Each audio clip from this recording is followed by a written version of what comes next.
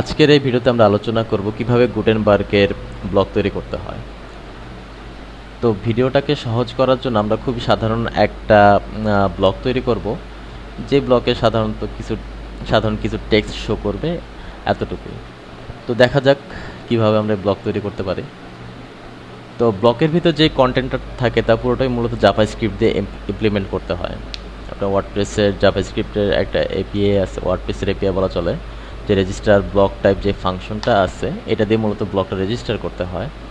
তো এই register block type ফাংশনটাই মূলত আপনার নতুন টাইপের একটা ব্লক রেজিস্টার করে, এবং ব্লকটার কাজ কি হবে, এডিটর এটার কী কাজ হবে, ফ্রন্ট এন্ড এটার কী কাজ হবে, সেটা মূলত এই রেজিস্টার ব্লক টাইপ ফাংশন দিয়েই করা হয়, যেটা ওয়ার্ডপ্রেসের জাভাস্ক্রিপ্টের এপিআই। তো সাধারণত দুটা সাধারণ স্টেপ ফলো করলে আমরা একটা ব্লক তৈরি করতে পারবো। একটা হচ্ছে আমাদের ব্লক স্ক্রিপ্ট তৈরি করতে হবে, যেহেতু আমরা আলোচনা শুরুতেই বলছি যে ব্লক আমরা জাভাস্ক্রিপ্ট দিয়ে পুরোটা ইমপ্লিমেন্ট করতে হয়। তো যেই স্ক্রিপ্টটা আমাদের ব্লকের জন্য লিখতে হবে সেটাকে মূলত আমরা ব্লক স্ক্রিপ্ট বলি। তো আমাদের দুটো স্টেপ ফলো করতে হবে। এটা হচ্ছে ব্লক স্ক্রিপ্টটাকে এনকিউ করতে হবে, এরপরে হচ্ছে ব্লকটাকে রেজিস্টার করতে হবে এবং এর বিহেভিয়ারগুলো কী হবে সেটা ডিফাইন করতে হবে। তো এটা আমরা দুভাবে করতে পারি। আমরা থিমের মাধ্যমে করতে পারি, আবার ওয়ার্ডপ্রেস প্লাগইনের মাধ্যমে করতে পারি। তো আজকে আমি দেখাবো প্লাগইনের মাধ্যমে কিভাবে আমরা একটা খুবই সাধারণ একটা ব্লক তৈরি করতে পারি। তো আমরা সাধারণ একটা প্লাগইন তৈরি করি ওয়ার্ডপ্রেসের। প্লাগইন ফোল্ডার ডাব্লিউপি কন্টেন্ট ফোল্ডারের মধ্যে প্লাগইনস ফোল্ডারে আমরা একটা ফোল্ডার তৈরি করি, নাম দিই মাই ব্লক।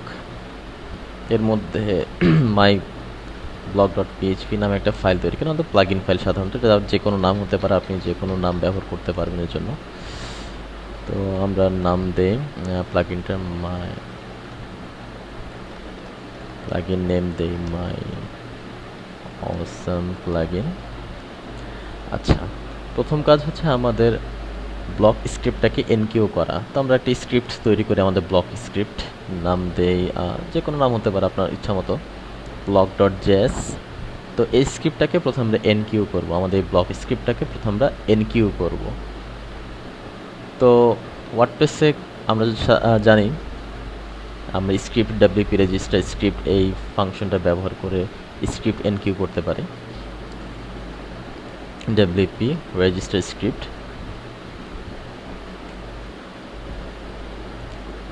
তো আমরা এই স্ক্রিপ্টের হ্যান্ডেলের নেম দিই মাই ব্লক স্ক্রিপ্ট, এটা হ্যান্ডেলের নেম। দ্বিতীয় প্যারামিটার হচ্ছে সোর্স। তো আমরা সোর্সটা এখানে দিয়ে দিই প্লাগইনস ইউআরএল, পাথটা হচ্ছে block.js। আচ্ছা, আমাদের এই ব্লক স্ক্রিপ্টের জন্য দুটো ডিপেন্ডেন্সি রয়ে গেছে। তো আমরা এর মধ্যে দুটো ডিপেন্ডেন্সি দিতে হবে, কারণ আমাদের যেটা বলছি প্রথমে, যে রেজিস্টার ব্লক টাইপ যেই ফাংশনটা আমরা ওয়ার্ডপ্রেসের এপিআই থেকে নেব, জাভাস্ক্রিপ্ট এপিআই থেকে নেব, এর জন্য আমাদের দুটো ডিপেন্ডেন্সি প্রয়োজন হবে।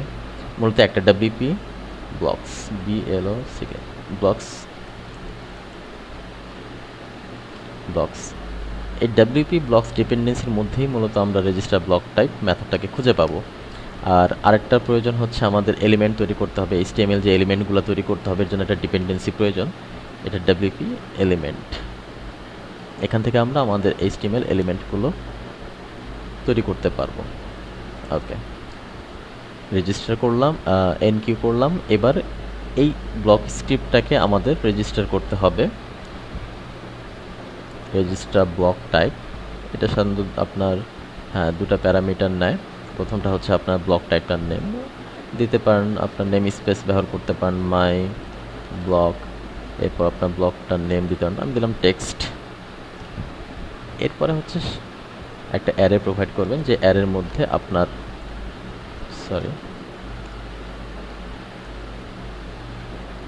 এই অ্যারের মধ্যে আপনার যেই ব্লক স্ক্রিপ্টটা এনকিউ করছেন তাকে রেজিস্টার করে দিতে হবে।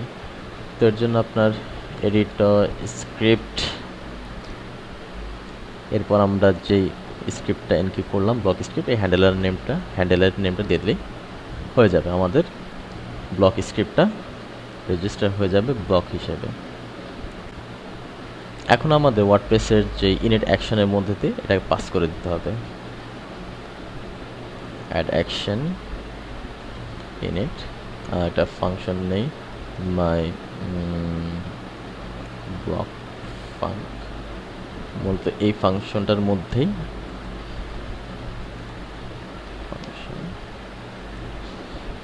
এই ফাংশনের মধ্যে মূলত আমাদের এনকিউটা করে আমরা অ্যাড অ্যাকশনের ইনিটের মধ্যে পাস করে দেব। আমাদের ব্লক স্ক্রিপ্ট এনকিউ হয়ে গেল। এখন আমাদের এটা এডিটর অ্যাভেলেবল কিনা এটা চেক করার জন্য জাস্ট সিম্পল একটা কনসোল লগ দিই, console.log yes working। যদি ব্রাউজার যাই, প্রথমে আমাদের প্লাগইনটাকে অ্যাক্টিভ করতে হবে, আমরা যে প্লাগইনটা তৈরি করছি, আদারওয়াইজ এটা কাজ করবে না। অ্যাক্টিভ, আমাদের অল পোস্টে যাই, একটা পোস্ট,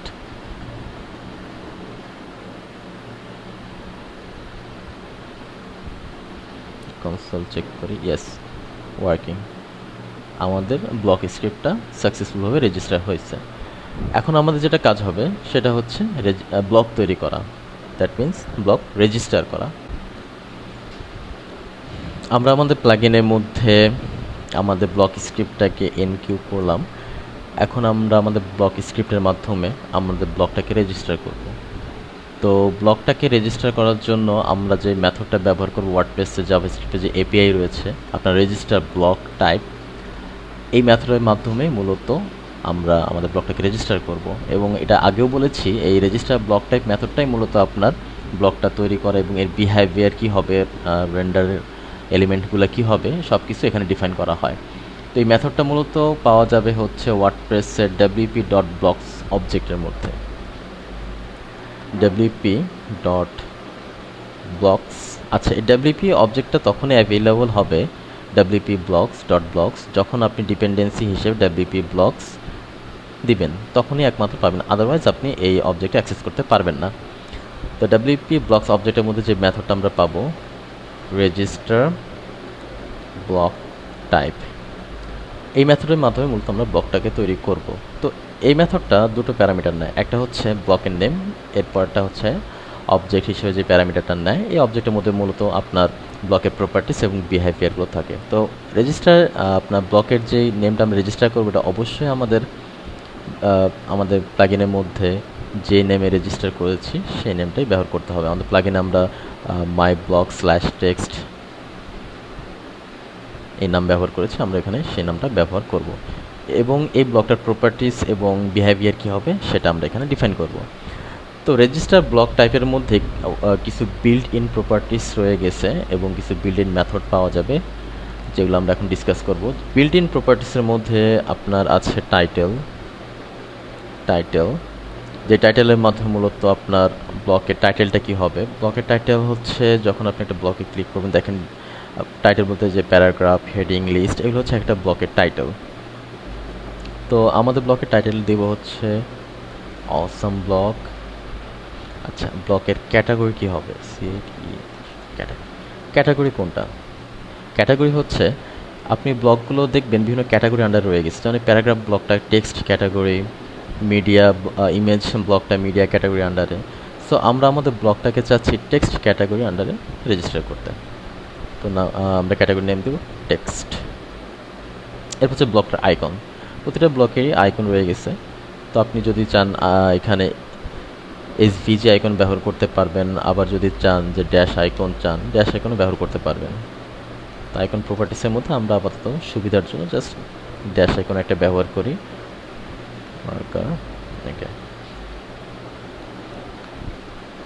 আমাদের এই ব্লকটা ফ্রন্ট এন্ডে এবং এডিটরের জন্য কি বিহেভিয়ার হবে এর জন্য দুটো মেথড, বিল্ট ইন মেথড রয়েছে আপনার রেজিস্টার ব্লকের মধ্যে। একটা হচ্ছে এডিট আর আরেকটা হচ্ছে সেভ।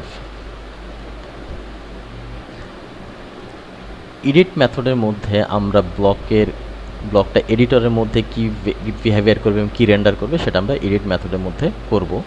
এবং সেভ মেথডের মধ্যে হচ্ছে আমাদের ফ্রন্ট এন্ডে ব্লকটা কী শো করবে অথবা কী বিহেভিয়ার বা কী আচরণ করবে সেগুলো আমরা এখানে ডিফাইন করব। তো এডিটরের মধ্যে আমরা চাচ্ছি একটা সিম্পল টেক্সট দেখাতে। তো মনে রাখবেন আপনার টেক্সটগুলো অবশ্যই HTML এলিমেন্ট হতে হবে, এবং এই এলিমেন্টগুলো তৈরি করতে আপনার ওয়ার্ডপ্রেসের একটা অবজেক্ট আছে, সেটা ব্যবহার করতে পারবেন। তো আপনি সরাসরি রিয়্যাক্ট দিয়েও এলিমেন্ট তৈরি করতে পারবেন। মূলত আসলে রিয়্যাক্ট র্যাপার হিসেবে ওয়ার্ডপ্রেস একটা আপনাকে ক্লাস প্রোভাইড করে, যেটা আপনি WP এলিমেন্ট যখন ডিপেন্ডেন্সি দিবেন তখন WP dot element dot create এলিমেন্টে মাধ্যমে আপনি একটা এলিমেন্ট তৈরি করতে পারবেন। এলিমেন্ট বলতে HTML এলিমেন্টগুলো মূলত। এই ক্রিয়েট এলিমেন্ট সাধারণত আপনার রিয়্যাক্টের যে আমরা ক্রিয়েট এলিমেন্ট আছে সেটার একটা র্যাপার, আর কিছু না। তো আমরা একটা প্যারাগ্রাফ এলিমেন্ট তৈরি করব, আপাতত কোনো প্রপার্টিস দিব না, আর এটা ভিতর কন্টেন্ট থাকবে দিস ইজ ফর এডিটর, অবশ্যই এটা রিটার্ন করতে হবে। আর আমরা ফ্রন্ট এন্ডের জন্য যেই এলিমেন্ট দেখাতে চাচ্ছি এই ব্লকের, সেটা ক্রিয়েট এলিমেন্ট, এটা একটা প্যারাগ্রাফ এলিমেন্ট হবে, এবং আপাতত কোনো প্রপার্টিস দিচ্ছি না। এটা কন্টেন্টটা হবে this is for front end.